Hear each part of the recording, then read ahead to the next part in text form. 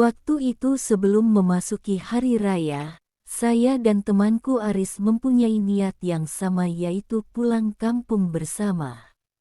Kami memutuskan untuk pulang kampung, mengendarai sepeda motor untuk menghemat biaya.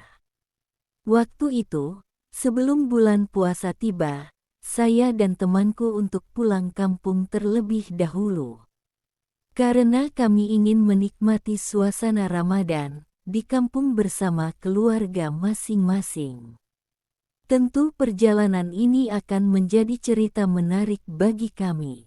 Pagi pun tiba, seperti yang kami rencanakan, kami berangkat pukul 4 subuh. Setelah menikmati perjalanan yang dingin, sekitar jam 8 pagi, saya dan temanku berniat untuk mencari sarapan dahulu. Kami pun menemukan warung makan yang sudah buka berjejeran. Kami pun singgah untuk mengisi perut yang sudah kelaparan. Ibu-ibu pemilik warung makan pun dengan baik melayani kami berdua. Setelah kami selesai makan dan membayar, kami melanjutkan perjalanan. Tidak terasa hari sudah mulai berganti malam, dan perut kami sudah mulai kelaparan. Namun waktu itu, kami belum juga menemukan pemukiman ataupun warung makan yang bisa untuk kami singgahi. Tidak lama kemudian, kami menemukan sebuah cahaya di depan. Benar saja, ada sebuah warung yang buka di tengah-tengah jalanan yang sepi. Meskipun jalanan yang sepi, rupanya sedang banyak pelanggan. Ada beberapa mobil juga yang berhenti untuk makan di situ. Kami pun pesan makanan dan minuman, sekitar 3 menitan pesanan kami diantar. Aris sempat berbincang-bincang dengan pemilik warung tersebut. Sudah lama Pak di sini? Bapak tersebut pun menjawab bahwa sudah 15 tahun berjualan di tempat tersebut. Lalu Bapak pergi meninggalkan meja kami. Saya pun bertanya, ini sudah di daerah mana Riz? Dia juga tidak tahu sambil memakan lahap makanannya. Setelah selesai makan, kami memutuskan untuk melanjutkan perjalanan. Namun waktu hendak menyalakan motor, ada seorang anak perempuan kecil yang menghampiri kami, dan bilang kalau di persimpangan depan lebih baik belok kiri, ucapnya pelan sekali. Kami berdua bingung dengan yang diucapkan anak kecil tersebut. Anak perempuan itu pun langsung berlari masuk ke dalam warung. Ada seorang wanita yang tiba-tiba menarik tangan anak perempuan itu. Kami kembali melanjutkan perjalanan. Aris juga berkata bahwa dia sudah mulai mengantuk. Kami berniat mencari tempat untuk istirahat sejenak. Jalan di depan tampak berkelok. Namun kami tidak melihat persimpangan seperti yang dikatakan anak perempuan tadi. Kami terus melanjutkan perjalanan bertemu masjid atau musola, dan tidak lama kemudian kami menemukan sebuah perkampungan seperti kampung zaman dahulu. Tidak ada listrik, dan rumah-rumah tersebut hanya diterangi lampu pelita. Karena kampung ini jauh dari kampung-kampung lainnya, di depan kami melihat salah satu rumah yang ada beberapa orang berkumpul. Aris pun berniat menghampiri orang-orang itu untuk sekedar menanyakan musola pada mereka. Saat Aris mendekat, mereka langsung menatap Aris. "Permisi Pak, mau tanya musola di sini di mana?" tanya Aris. "Memangnya kalian dari mana?" tanya salah satu dari orang-orang tersebut. "Kami dari kampung sebelah Pak, mau pulang ke kampung asal," jawab Aris.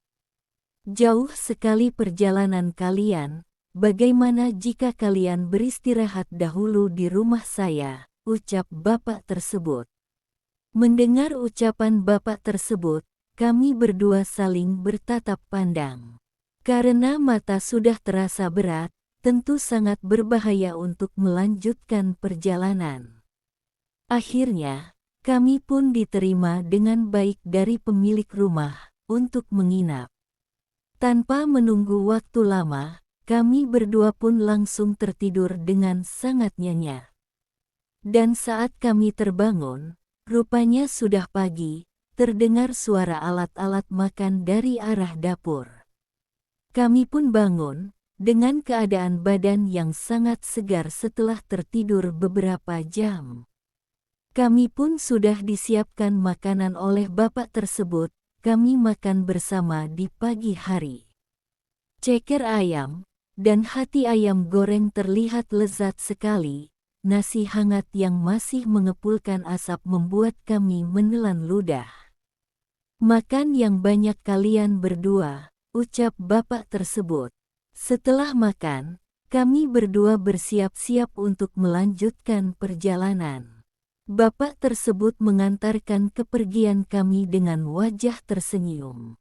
Namun belum terlalu jauh kami meninggalkan kampung tersebut, tiba-tiba motor kami mendadak mati. Kami pun memutuskan untuk kembali ke rumah bapak tersebut, untuk meminta bantuan. Saat kami mendorong motor menuju perkampungan, rumah-rumah di sana pun terlihat sangat sepi.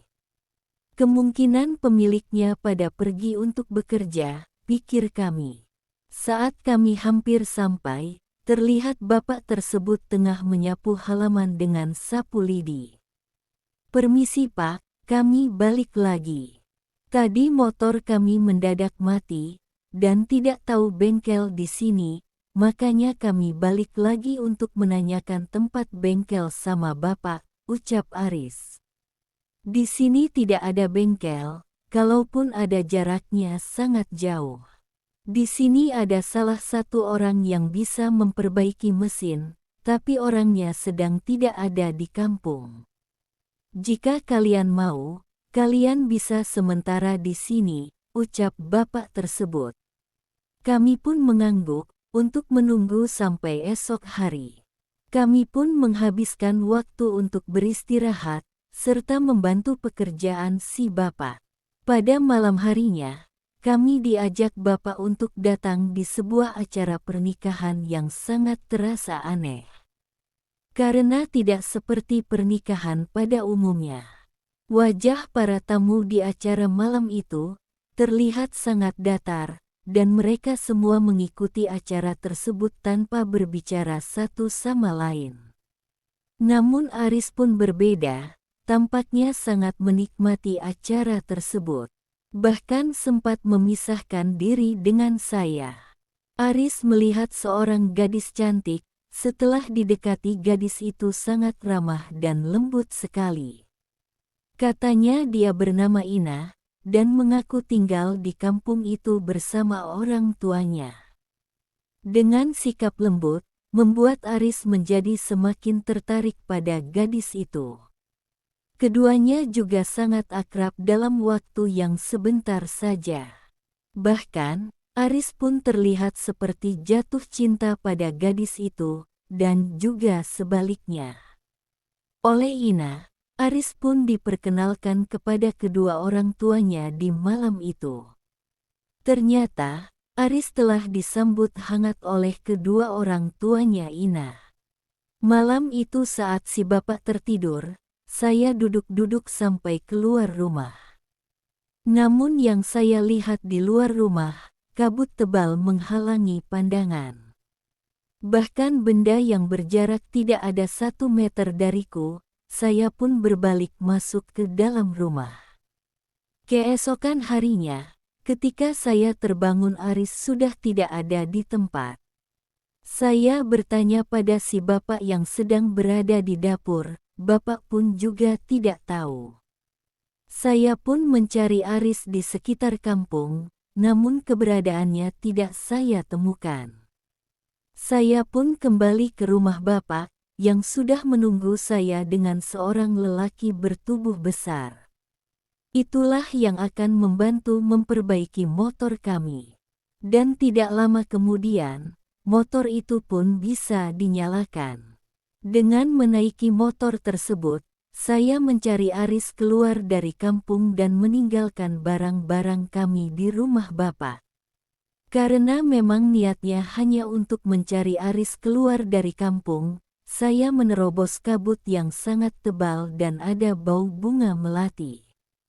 Di sepanjang jalan, semakin jauh saya meninggalkan kampung itu, maka kabut di jalanan juga semakin menipis, lalu kemudian menghilang.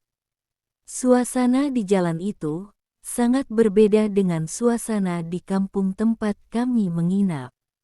Udara yang saya rasakan sangatlah segar, tapi rasa lega langsung berubah panik ketika teringat Aris. Dan rasa panik pun bertambah ketika saya tidak bisa lagi menemukan perkampungan tadi. Saya sudah berkali-kali bolak-balik di jalan yang sama untuk menemukan perkampungan itu.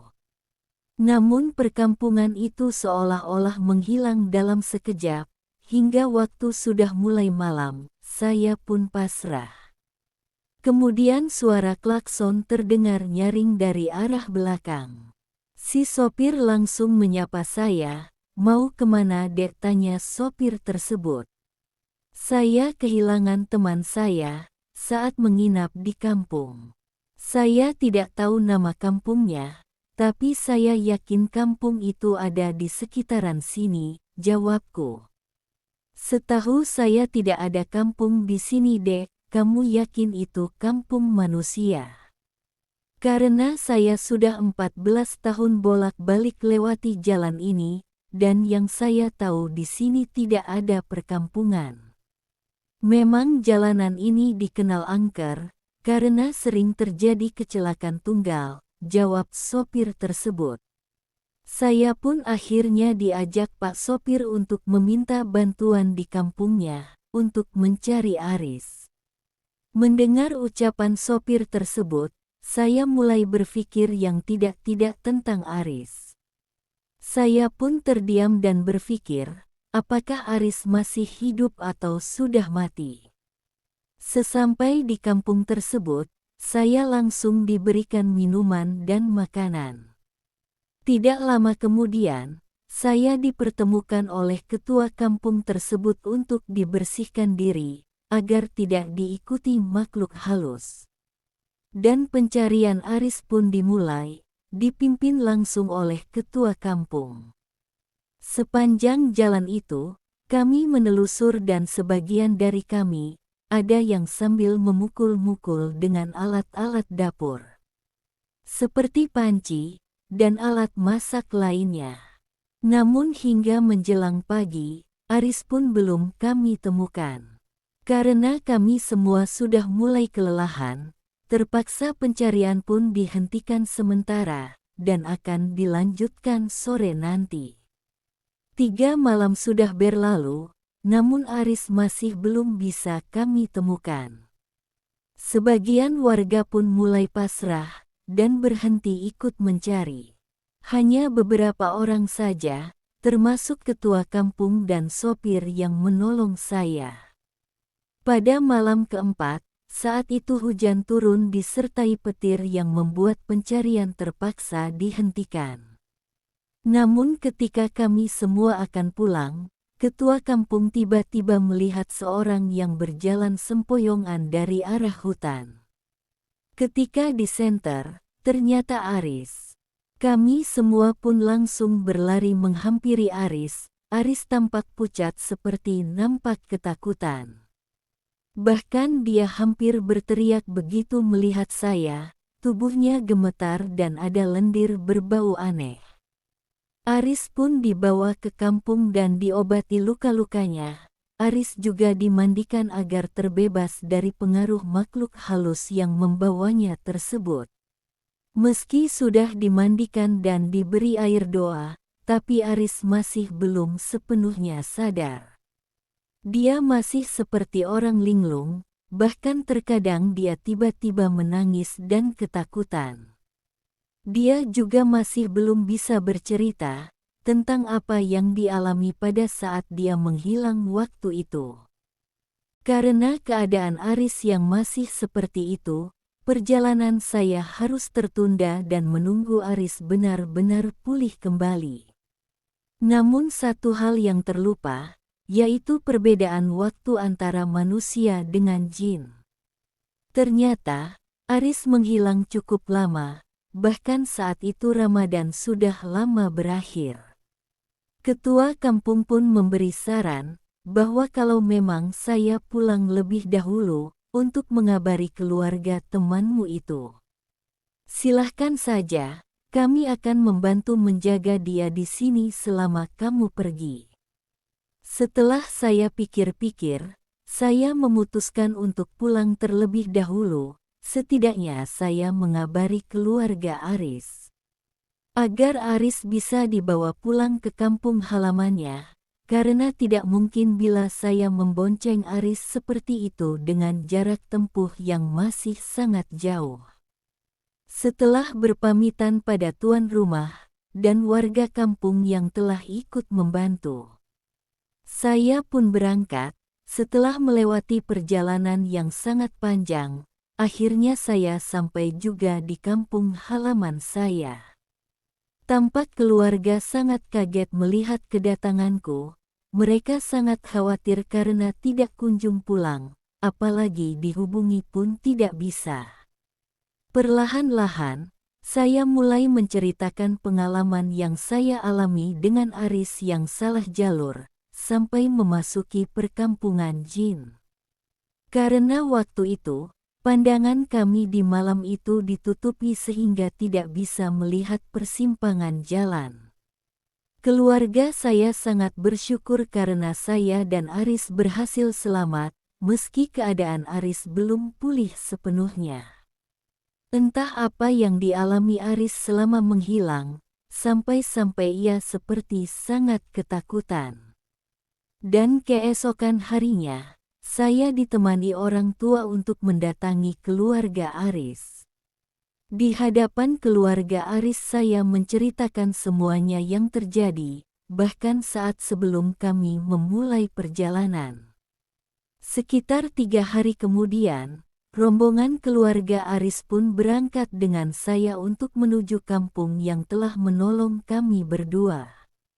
Sesampainya di kampung itu, kami disambut baik oleh warga di sana. Terutama ketua kampung, dan orang yang pertama kali menolong saya. Aris pun masih linglung. Namun begitu melihat kakaknya, wajahnya terlihat sangat ketakutan. Tubuhnya pun sampai bergetar. Kakaknya tersenyum aneh saat melihat Aris, sepertinya ada sesuatu yang tidak beres.